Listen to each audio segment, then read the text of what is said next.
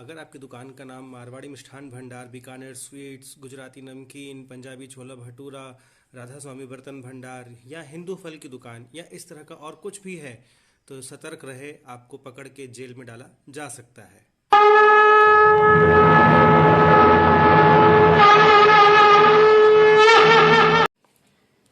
नमस्कार दोस्तों, मैं आपका दोस्त मनमोहन स्वागत करता हूं आप सभी का अपने YouTube चैनल पर। और बात की शुरुआत करते हैं एक खबर के साथ। खबर झारखंड से है, जहां पर एक व्यक्ति को केवल इसलिए गिरफ्तार कर दिया गया क्योंकि उसने अपनी दुकान पर एक बैनर लगा रखा था जिस पर लिखा था हिंदू फल की दुकान।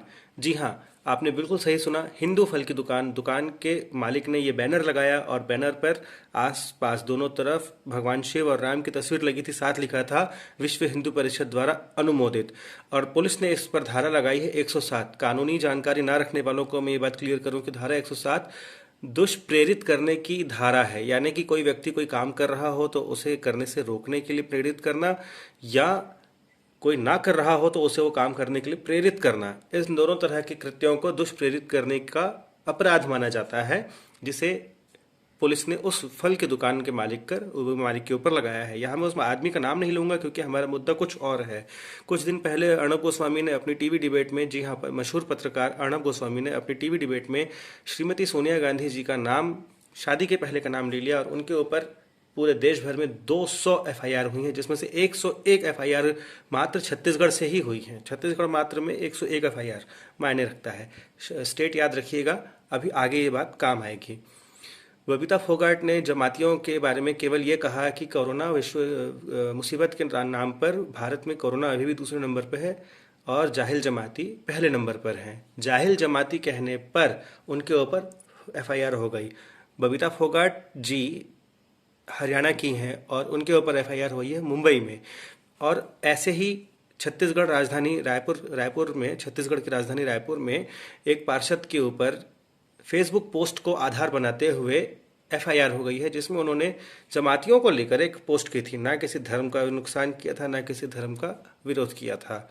इस तरह की घटनाएं भारत देश में इस समय आम हो गई हैं। एक तरफ जहां पूरा देश कोरोना से लड़ रहा है, एक तरफ जहां पूरा तंत्र और प्रशासन और जनमानस आम आदमी अपनी पूरी ताकत कोरोना से लड़ने में लगा रहा है, वहीं कुछ ऐसे लोग हैं जो मनोवैज्ञानिक युद्ध लड़ने के लिए तैयार हो चुके हैं। जी हाँ, बिल्कुल सही सुना आपने, मनोवैज्ञानिक युद्ध। इसके पीछे की क्रोनोलॉजी क्या है वो समझने से पहले मैं आप लोगों को एक कहानी बताता हूँ। कुछ समय पहले एक सर्कस में कुछ बंदरों के ऊपर प्रयोग किया गया। वैज्ञानिकों ने अब सर्कस में जाकर कुछ बंदरों को एक पिंजरे में एक साथ डाल दिया और बंदरों को बाहर निकलने की कोशिश करने पर ठंडे पानी से भिगा दिया जाता था, जिससे सारे के सारे बंदर ठिठुरते रहते थे। अब हालत ये थी कि जैसे ही कोई बंदर बाहर निकलने की कोशिश करता था तो वैज्ञानिक पानी नहीं डालते थे। वे सारे बंदर जो पहले से डरे हुए थे वो उस इकलौते बंदर को पीट पीट कर नीचे गिरा देते थे। फिर धीरे से वैज्ञानिकों ने उस पिंजरे से 2 बंदर निकाले और 2 नए डाले। उन 2 बंदरों ने जैसे ही बाहर जाने की कोशिश की, पुराने बंदरों ने उनको पीटना शुरू किया। वैज्ञानिकों ने फिर 2 बंदर पुराने निकाले और नए डाले। जैसे ही उन 2 नए बंदरों ने बाहर निकलने की कोशिश की तो पिंजरे के सबसे पुराने बंदरों ने और बाद में आए बंदरों ने इन नए बंदरों पर हमला कर दिया। इन नए बंदरों को पता भी नहीं था कि क्या होने वाला है, लेकिन इन्होंने ये देखा था कि ऊपर चढ़ने की कोशिश होती है तो ठंडा पानी मारा जाता है। तो इन बंदरों ने भी बाकियों को फॉलो किया।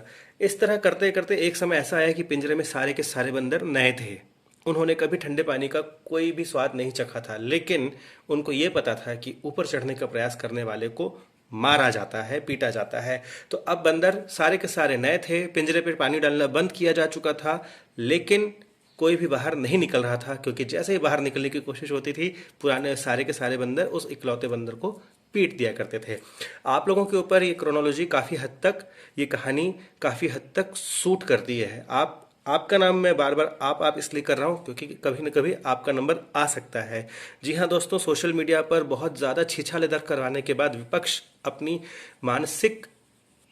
मानसिकता खो चुका है। मानसिक दिवालियेपने के बाद अब वो इस क्रोनोलॉजी को अपना रहा है कि जगह जगह तरह तरह की एफआईआर कराओ। अर्णब गोस्वामी पर श्रीमती सोनिया गांधी जी का शादी के पहले का नाम लेने की एफआईआर, जिसमें कि क्या सही है क्या गलत वो तो पुलिस डिसाइड करेगी, लेकिन एफआईआर हो चुकी। बबीता फोगाट जी ने जमातियों को जाहिल जमाती कहा, उनके ऊपर एफआईआर। रायपुर छत्तीसगढ़ की राजधानी में एक पार्षद विश्वदिनी पांडे ने जमातियों के ऊपर एक फेसबुक ट्वीट किया या फेसबुक पोस्ट किया, उनके ऊपर एफआईआर। इससे होना जाना क्या है, इसकी अभी कोई पुष्टि नहीं होगी। हो सकता है ये सभी इन धाराओं से निकल आए। जी हाँ, ये बहुत मामूली धाराएं हैं, इनमें से कोई अच्छा वकील रखकर बाहर निकला जा सकता है। लेकिन 12.5 घंटे अर्णब गोस्वामी को बिठाया गया, यानी कि अगर कोई आम आदमी हो तो 12.5 घंटे पुलिस की कस्टडी में बैठकर ही पस्त हो जाए, अगली बार कोई भी पोस्ट या सवाल करने से डरेगा। विश्वदिनी पांडे, जिनका नाम मैं ले रहा हूँ, वे एक पार्षद हैं और खुद पेशे से वकील हैं। उनको अच्छी तरह मालूम है कि किस धारा का और किस एफआईआर का क्या जवाब देना है। लेकिन अगर कोई आम आदमी आपकी मेरी तरह अगर ऐसे किसी कार्य में पड़ेगा तो अगली बार वो करने से तौबा कर लेगा। इसी तरह ये फल दुकान वाला, और एक मुंबई का केस तो ऐसा है कि जहां पर तो आप हंस देंगे। मुंबई में गजानन चतुर्वेदी नाम के एक व्यक्ति ने एक डिलीवरी बॉय से सामान लेने से मना कर दिया और उस सामान देने वाले ने वीडियो बना लिया जिसमें कि वो कह रहा है मैं मुसलमान हूं इसलिए आप मुझसे सामान नहीं ले रहे हैं। इतना वीडियो देखकर पुलिस ने गजानन चतुर्वेदी को अरेस्ट कर लिया। जी हाँ, अरेस्ट कर लिया और लॉकअप में डाल दिया। अब मजे की बात सुनिए, गजानन चतुर्वेदी जी जब जमानत करके बाहर आए हैं तो उन्होंने ये वीडियो बनाकर जवाब दिया है कि हाँ, मैंने उस व्यक्ति से सामान लेने से मना किया था, लेकिन केवल ना सिर्फ मुसलमान होने की वजह से, मैंने उससे उसका मोहल्ला पूछा, जिस इलाके से वो सामान लेकर आया है वो इलाका संक्रमित था। उस व्यक्ति ने मुंह पर मास्क नहीं पहना था, वो बार बार अपने चेहरे को और मुंह को हाथ लगा रहा था, उसने हाथ में ग्लव्स नहीं पहने थे। तो मुझे ये डर लगा कि कहीं ये व्यक्ति संक्रमित हो या संक्रमण वाले इलाके से आया हो और उसे और चतुर्वेदी और उनके परिवार को संक्रमित न कर दे, इसलिए उन्होंने उसका नाम पूछते हुए रिजेक्ट कर दिया कि कल को कंपनी से फोन आया तो बताते बनेगा कि कौन डिलीवरी लाया था। लेकिन मुंबई पुलिस को तो कीर्तिमान स्थापित करना ही था। मुंबई पुलिस तो आजकल साहब के कहे पर चल रही है, तो मुंबई पुलिस के अंदर का सिंघम जागा और उन्होंने उसे अंदर कर दिया। ठीक इसी तरह झारखंड पुलिस ने एक फल दुकान वाले को अपनी दुकान पर विश्व हिंदू परिषद द्वारा अनुमोदित वाला बैनर लगाने पर हिंदू व फल की दुकान लिखे हुए होने पर इसलिए अंदर कर दिया क्योंकि एहसान राजी नाम के एक भाई साहब ने ट्वीट करके, ध्यान देने वाली बात यह है कि उन्होंने कोई कानूनी कार्रवाई और शिकायत भी नहीं की, ट्वीट करके झारखंड के मुख्यमंत्री जी को और पुलिस को एक साथ टैग किया जिसमें उन्होंने शिकायत की थी। और झारखंड पुलिस के अंदर का भी सिंघम जाग उठा और वे गाना गाते हुए गए और उस व्यक्ति को उठा के ले आए। यहाँ इस घटना के साथ झारखंड पुलिस ने विश्व कीर्तिमान स्थापित कर दिया और अपनी तत्परता दिखाई, ट्वीट पर शिकायत दर्ज करके व्यक्ति को एफआईआर तक कर डाली। यहाँ पर आप और मैं जिस बात को लेकर खड़े हुए हैं वो केवल और केवल इस मनोवैज्ञानिक युद्ध के बारे में बात कर रहे हैं। इस तरह की घटनाएं और इनकी खबरें आपने बहुत सुनी होंगी। मैं आप लोगों को आगाह करना चाहता हूँ, सतर्क रहिए, संभल के रहिए। अगर आपकी दुकान का नाम राधा स्वामी बर्तन भंडार है, अगर आपकी दुकान का नाम हिंदू होटल है, अगर आपकी दुकान का नाम मारवाड़ी थाली, पंजाबी छोला भटूरा, मुंबई का वड़ा पाव, मराठी चटनी या इस तरह का कोई भी ऐसा नाम है जो आपके धर्म या जाति विशेष को दिखाता है, तो हो सकता है पुलिस अगली बार आपको उठा के अंदर कर दे।